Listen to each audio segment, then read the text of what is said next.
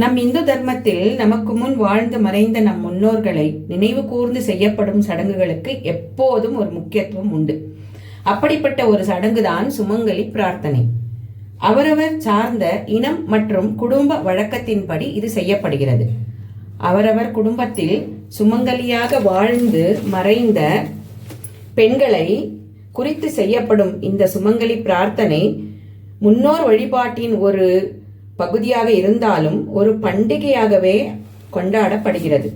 சுமங்கலி பிரார்த்தனை என்பது ஒரு குடும்பத்தில் கல்யாணம், உபநயனம், சீமந்தம் போன்ற வைபவங்களுக்கு முன்னர் செய்வதாகும். நம் வீட்டு மகள் திருமணம் என்றால் திருமணத்திற்கு முன்பாகவும், மகன் திருமணம் என்றால் மருமகள் வந்த பிறகும் இதை செய்வார்கள். அவரவர் வீட்டு வாத்தியார் அனுமதியுடன் நல்ல நாள் பார்த்து இதை செய்ய வேண்டும். நம் வீட்டு பெரியவர்கள் எப்படி சொல்கிறார்களோ அதன்படி இதை செய்ய வேண்டும். ஏனென்றால் ஒவ்வொரு குடும்பத்திலும் ஒவ்வொரு விதமாக இதை செய்வார்கள். எங்கள் வீட்டில் சுமங்கலி பிரார்த்தனை எப்படி செய்வார்கள் என்பதை விளக்கும் சிறிய முயற்சிதான் இந்த வீடியோ. சுமங்கலி பிரார்த்தனை செய்வது என்பது முடிவான பிறகு நாள் குறித்தவுடன் சுமங்கலி பெண்களை முதலில் நிச்சயம் செய்து கொள்ள வேண்டும். அவர்களை இதற்கு அழைக்க வேண்டும். அவர்கள் ஒப்புதல் கொடுத்தவுடன் இதற்கு உண்டான ஏற்பாட்டினை செய்ய வேண்டும். வீட்டு பெண்கள், அதாவது மகள்கள் எண்ணிக்கையுடன் 5 அல்லது 7 என்ற ஒற்றைப்படை எண்ணிக்கையில்தான் இதை செய்ய வேண்டும். முடிவான பிறகு முதலில் நீங்கள் ஒரு 9 கஜ புடவையை, அது நூல் புடவையாக இருந்தால் உத்தமம், வாங்க வேண்டும். கருப்பு கலக்காத கலராக இருக்க வேண்டும். அவரவர் சக்திக்கேற்ப மற்ற பெண்களுக்கு, மற்ற சுமங்கலி பெண்களுக்கு புடவை ரவிக்கை அல்லது வெறும் ரவிக்கை துணி மட்டும் வாங்கியும் கொடுக்கலாம். இதையெல்லாம் வாங்கி தயார் செய்து கொள்ள வேண்டும். முதலிலேயே சீப்பு, கண்ணாடி, தேங்காய், வெற்றிலை, பாக்கு, பூ, பழம், குங்குமம், மஞ்சள், மருதாணி போன்ற மங்கள பொருட்களையும் கண்ணாடி வளையல்களையும், சிவப்பு மற்றும் பச்சை கலர் உத்தமம், வாங்கி அதனை தயார் செய்து வைத்துக் கொள்ள வேண்டும் முன்பே.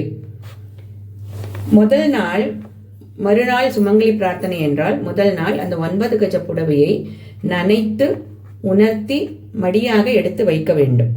யாரையெல்லாம் அழைத்திருக்கிறீர்களோ அவர்களுக்கு நல்லெண்ணெயும் சீக்காய் பொடியையும் அவர்கள் வீட்டிற்கு சென்று கொடுத்து வருவது நல்லது. ஆனால் இப்பொழுது எல்லோரும் ஒவ்வொரு இடத்தில் இருக்கிறார்கள், அது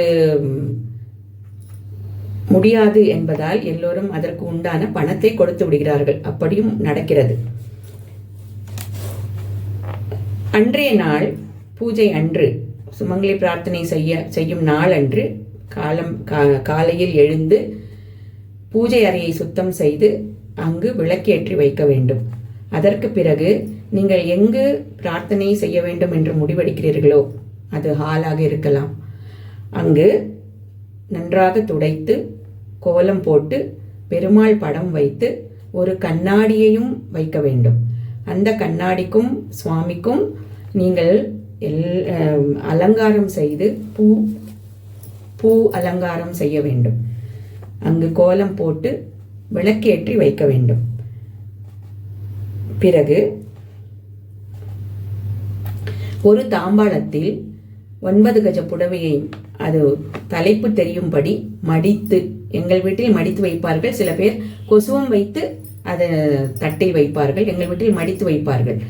அதாவது தலைப்பு மேலே வரும்படி அதனை மடித்து அந்த தாம்பாளத்தில் வைத்து அதற்கு மேலே வளையல் மற்றும் மங்கள பொருட்கள் வாங்கியிருக்கிறோமே அதன் மேல் வைத்து தயார் செய்து வைக்க வேண்டும். மற்ற தாம்பாளங்களில் மற்றவர்களுக்கு வாங்கிய பொருட்களையும் வைத்து அதனையும் தயார் செய்து எல்லாவற்றையும் சுவாமி முன்பாகவும் கண்ணாடி முன்பாகவும் வைத்து அதனை ஏற்பாடு பதார்த்தங்களை. அதற்கு பிறகு சுவாமி முன் இரட்டை இலை போட வேண்டும். எங்கள் வீட்டில் 2 இலை போடுவது வழக்கம். இரட்டை இலையாக 2 இலைகளை போடுவார்கள். பிறகு யார் 5 பேர் என்றால் 5 இலைகளை அதையும் இரட்டை இலையாகவே போட்டு அதற்கு மேல் சுவாமி முன்னாடி ரெட்டை இலை 2 போட்டுட்டு அதுக்கப்புறமா அங்க வந்து நம்ம என்னெல்லாம் பண்ணிருக்கோமோ அதெல்லாம் பரிமாற ஆரம்பிக்கணும். பாயசம் ஃபர்ஸ்ட் பரிமாறணும். அதுக்கப்புறமா அப்பமும் வடையும் வைக்கணும். வடை மேல அப்பம் கீழே, வடை கீழே சாரி அப்பம் கீழே வடை மேலே. ஓகே. இந்த ரெட்டை இலையில. அதுக்கப்புறமா பச்சடி, தயிர் பச்சடி, வெள்ளை பச்சடி, வாழைக்காய் கரமது, கத்திரிக்காய் கரமது, புளிப்பு கூட்டு. அப்புறமா இந்த பக்கத்துல நெய் விட்டு சாதம், பருப்பு, அப்புறமா நெய், அப்புறமா மோர் குழம்பு பண்ணிருக்கோம் இல்லையா, அதை கொஞ்சம் மேல பரிமாறணும். அதுக்கப்புறமா கடைசியில வாழைப்பழத்தையும் வச்சுட்டு இலைய பரிமாறத்தை கம்ப்ளீட் பண்ணிட்டு எல்லாரும் வெளியில போகணும். சுமங்கலியர்கள் பின்னாலே தாங்கள் உடுத்திக்கொள்ள போக இருக்கும் 9 கஜ புடவையை நினைத்து காய வைத்து மடிசாறு புடவை உடுத்தி கொண்டு வர வேண்டும். நாங்கள் இங்கே 5 சுமங்கலியர்கள், ஒரு கன்னி பொண்ணு இருக்கிறோம்.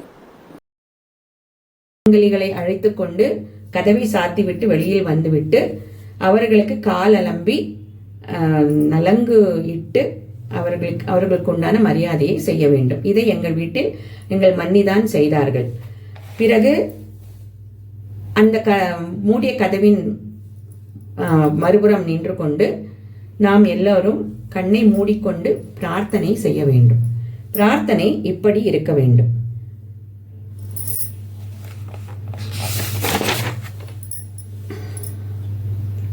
எல்லோரும் யாரெல்லாம் சுமங்கலியாக எங்கள் குடும்பத்தில் மறைந்திருக்கிறீர்களோ, உங்களுக்கு பெயர் தெரிந்தால் அவர்கள் பெயர்களை எல்லாம் ஒன்றின் பின் ஒன்றாக சொல்லி வரவழைக்கலாம். அல்லது உங்களுக்கு அவர்கள் பெயர் தெரியவில்லை என்றால் பொதுவாகவே சொல்லி வரவழைக்கலாம். யாரெல்லாம் எங்கள் வீட்டில் சுமங்கலியாக மறைந்திருக்கிறீர்களோ அவர்கள் எல்லாம் இன்று எங்கள் வீட்டிற்கு வந்து நாங்கள் கொடுக்கும் நெய்வேத்தியத்தை ஏற்றுக்கொண்டு எங்களையும் எங்கள் குடும்பத்தையும் ஆசீர்வாதம் செய்ய வேண்டும் என்று நாங்கள் உங்களை பிரார்த்திக்கிறோம். தயவு செய்து வாருங்கள் என்று கூறி கண்ணை மூடி 1 நிமிடம் பிரார்த்தனை செய்ய வேண்டும்.